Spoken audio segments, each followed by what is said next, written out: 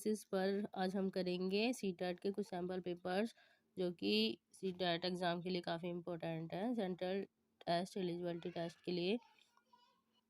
तो पहले हम 2022 का जो मॉडल टेस्ट पेपर है, यानी कि टेस्ट पेपर है, ये एक गणित और विज्ञान विषय का है, तो इसको ही आगे हम कंटिन्यू करेंगे।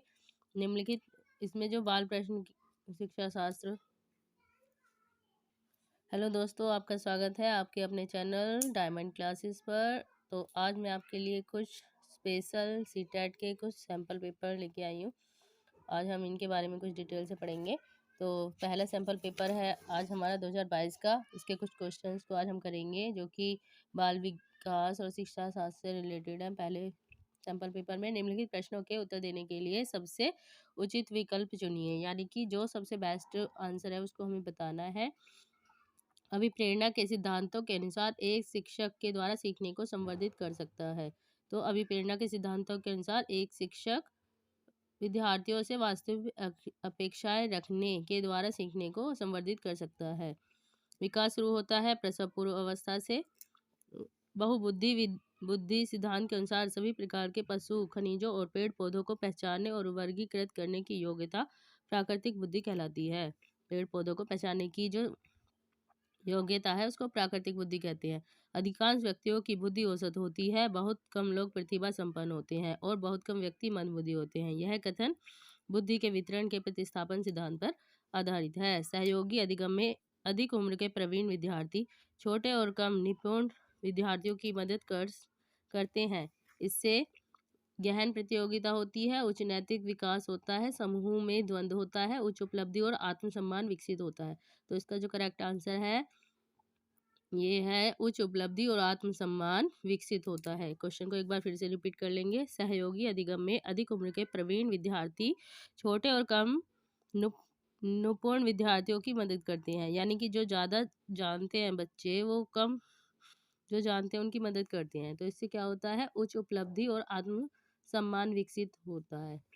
जब पूर्व का अधिगम नई स्थितियों के सीखने को बिल्कुल प्रभावित नहीं करता तो यह अधिगम का शून्य स्थानांतरण कहलाता है। चिंतन अनिवार्य रूप से एक संज्ञानात्मक गतिविधि है। एक बाल केंद्रित कक्षा में बच्चे सामान्यतः सीखते हैं, व्यक्तिक और सामूहिक दोनों रूप से। पियाजे के अधिगम के संज्ञानात्मक सिद्धांत के अनुसार वह प्रक्रिया जिसके द्वारा संज्ञानात्मक संरचना को संशोधित किया जाता है उसको समावेशन कहलाती है। यानी कि पियाजे ने बताया है, पियाजे के अधिगम के संज्ञानात्मक सिद्धांत के अनुसार वह प्रक्रिया जिसके द्वारा संज्ञानात्मक संरचना को संशोधित किया जाता है उसको हम समावेशन कहते हैं। वो समावेशन कहलाती है। संज्ञानात्मक संरचना को संशोधित किया जाता है उसको समावेशन कहते हैं। क्वेश्चन नंबर 10 करेंगे। एक शिक्षिका अपने शिक्षार्थियों की सदैव इस रूप से सहायता करती है कि वे एक विषय क्षेत्र से प्राप्त ज्ञान को दूसरे विषय क्षेत्र के ज्ञान के साथ जोड़ सकें। इससे ज्ञान के सहसंबंध एवं अंतरण को बढ़ावा मिलता है। ठीक है, साथ के साथ आंसर कर रहे हैं हम। 11 क्वेश्चन करेंगे। सृजनात्मक मुख्य रूप से अपसारी यानी बहुविध चिंतन संबंधित है। जो क्रिएटिविटी है बहुविध चिंतन है। एक विद्यार्थी मेडिकल कॉलेज में दाखिला लेने के लिए कठिन परिश्रम करता है ताकि वह प्रवेश परीक्षा में उत्तीर्ण हो सके। यह विद्यार्थी आंतरिक रूप से अभिप्रेरित है। क्योंकि वो कठिन परिश्रम कर रहा है तो इसका मतलब उसको अंदर से फीलिंग आ रही है कि उसको परिश्रम करना चाहिए, तो वो आंतरिक रूप से अभिप्रेरित है।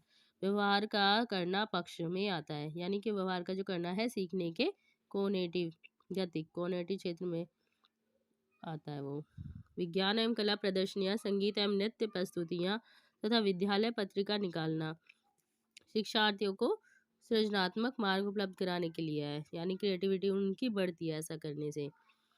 एक शिक्षिका अपने शिक्षार्थियों के अनेक तरह की सामूहिक गतिविधियों में व्यस्त रखती है, जैसे समूह चर्चा करवाती है, समूह परियोजनाएं, भूमिकाएं निर्वाह आदि। यह सीखने के किस आयाम को उजागर करता है, तो यह सामाजिक गतिविधि के रूप में अधिगम। ठीक है, सामाजिक यानी कि सोशल एक्टिविटी के रूप में अधिगम यानी लर्निंग। Question number 16। जब एक शिक्षिका दृष्टिबाधित शिक्षार्थियों को कक्षा के अन्य शिक्षार्थियों के साथ सामूहिक गतिविधियों में शामिल करती है तो वह, यानी कि जो ब्लाइंड स्टूडेंट हैं उनको भी नॉर्मल स्टूडेंट के साथ जब वो पढ़ाती है तो इसका क्या मतलब है, इसका है समावेशी शिक्षा की भावना के विकास के अनुसार कार्य कर रही है वो, यानी वो सबको एक साथ लेके पढ़ा रही है तो उस समावेशी शिक्षा की भावना के अनुसार वह कार्य कर रही है। क्वेश्चन नंबर 17 करेंगे। एक शिक्षिका अपने शिक्षण में दृश्य श्रव्य सामग्रियों और शारीरिक गतिविधियों का प्रयोग करती है क्योंकि इनमें अधिकतम इंद्रियों का उपयोग सीखने को संवर्धित करता है। क्योंकि अगर एक शिक्षिका है अपने शिक्षण में जो दृश्य और श्रव्य सामग्री और शारीरिक गतिविधियों का प्रयोग करती है तो इससे जो है ज़्यादा अधिकतम इंद्रियों का उपयोग सीखने को संवर्धित करता है, तो बच्चे जल्दी सीख जाते हैं अगर उसको ज़्यादा अच्छे से सिखाया जाए, यानी कि उसको दिखा के भी सुना के भी और वो एक्टिविटी करके अगर सीखेगा तो जल्दी सीख जाएगा बच्चा। आगे पढ़ेंगे। क्वेश्चन नंबर 18 कोहलबर्ग के अनुसार सही और गलत के प्रश्नों के बारे में निर्णय लेने में शामिल चिंतन प्रक्रिया को कहा जाता है, यानी कि जो कोहलबर्ग है वो सही और गलत के प्रश्न के बारे में निर्णय लेने में शामिल चिंतन प्रक्रिया को क्या कहते हैं, तो वो बोलते हैं उसको नैतिक यथार्थवाद। एक विद्यार्थी अपने समकक्ष व्यक्तियों के समूह के प्रति आक्रामक व्यवहार करता है, यानी कि कोई बच्चा है और उसके जो साथ पढ़ते हैं बच्चे उनके साथ वो आक्रामक व्यवहार करता है और विद्यालय के मानदंडों को नहीं मानता। इस विद्यार्थियों को भावनात्मक क्षेत्र में सहायता की आवश्यकता है, तो उसका आंसर भावनात्मक आएगा। ठीक, आगे करेंगे। क्वेश्चन नंबर 20 शिक्षकों को यह सलाह दी जाती है कि वे अपने शिक्षार्थियों को सामूहिक गतिविधियों में शामिल करें क्योंकि सीखने को सुगम बनाने के अतिरिक्त ये सामाजिकरण में भी सहायता करता है, यानी कि जो सोशल एक्टिविटी है उनमें बच्चों को शामिल करें, इससे जो होता है सामाजिकरण बढ़ता है। अब आगे करेंगे। क्वेश्चन नंबर 20 शिक्षकों को यह सलाह दी जाती है कि वे अपने शिक्षार्थियों को सामूहिक गतिविधि में शामिल करें क्योंकि सीखने को सुगम बनाने के अतिरिक्त ये सामाजिकरण में भी सहायता करती है। रिपीट किया है क्वेश्चन हमने। अब 21 को करेंगे आगे। समावेशी शिक्षा उस विद्यालयी शिक्षा व्यवस्था की ओर संकेत करती है जो, यानी जो एक साथ पढ़ाया जाता है, समावेशी जो शिक्षा है उसका क्या मतलब है, तो उसमें क्या होता है जो उनकी शारीरिक, बौद्धिक, सामाजिक, भाषाई और अन्य विभिन्न योग्यता स्थितियों को ध्यान में रखे बगैर बच्चों को शामिल करती है, यानी अगर जो ब्लाइंड पर्सन है, जो वीक हैं थोड़े से और जो दूसरे सामाजिक क्षेत्रों से भी हैं, तो वो सबको बच्चों को एक साथ ही पढ़ाती हैं, तो उसी को हम बोलते हैं समावेशी शिक्षा। आगे हम करेंगे निम्नलिखित में से कौन सा मुख्य रूप से आनुवांशिकता संबंधी कारक है, तो जो आंखों का रंग होता है, कलर होता है, ये आनुवांशिक है। जैसे पेरेंट्स की अगर आंखें जैसी होती हैं लगभग वैसे ही बच्चों की भी आंखें हो जाती हैं, तो इसी को हम क्या कहेंगे, आनुवांशिकता संबंधी कारक है ये। क्वेश्चन नंबर 23 हम देखेंगे। शिक्षकों को अपने विद्यार्थियों की त्रुटियों यानी गलतियों का अध्ययन करना चाहिए क्योंकि वे प्रायः उनके ज्ञान की सीमा की ओर संकेत करती हैं। अगर हम बच्चों को उनकी ये पता कर पाएंगे कि बच्चे कहाँ पे मिस्टेक कर रहे हैं तो हमें पता चल पाएगा कि उनको कितनी नॉलेज है। 24 क्वेश्चन करेंगे। सीमा हर पार्ट को बहुत जल्दी सीख लेती है जबकि लीना उसे सीखने में ज़्यादा समय लेती है। यह विकास के व्यक्तिक विभिन्नता सिद्धांत को दर्शाता है, यानी कि बच्चे हैं अपनी अपनी स्पीड से सीखते हैं तो उनमें थोड़े इंडिविजुअल डिफरेंसेस होते हैं, तो व्यक्तिक विभिन्नता को वो दर्शाती है चीज़। क्वेश्चन नंबर 25 करेंगे। निम्नलिखित में से के अतिरिक्त सभी वातावरणीय कारक विकास को आकार देते हैं, यानी कि शारीरिक गठन के अतिरिक्त। इसमें जो ऑप्शन दे रखे हैं वो है पौष्टिकता की गुणवत्ता, संस्कृति, शिक्षा की गुणात्मकता और शारीरिक गठन। निम्नलिखित में से के अतिरिक्त सभी वातावरणीय कारक, यानी जो वातावरण का कारक है इसके अतिरिक्त विकास को प्रभावित करता है, तो पौष्टिकता होनी जरूरी है तभी तो विकास सही से हो पाएगा, तो ये तो इफेक्ट करेगा। संस्कृति का भी प्रभाव पड़ता है, शिक्षा का भी प्रभाव पड़ता है बच्चे पर, लेकिन जो शारीरिक गठन है उसके अतिरिक्त सभी वातावरणीय कारक विकास को आकार देते हैं। क्वेश्चन नंबर 26 हम आगे देखेंगे।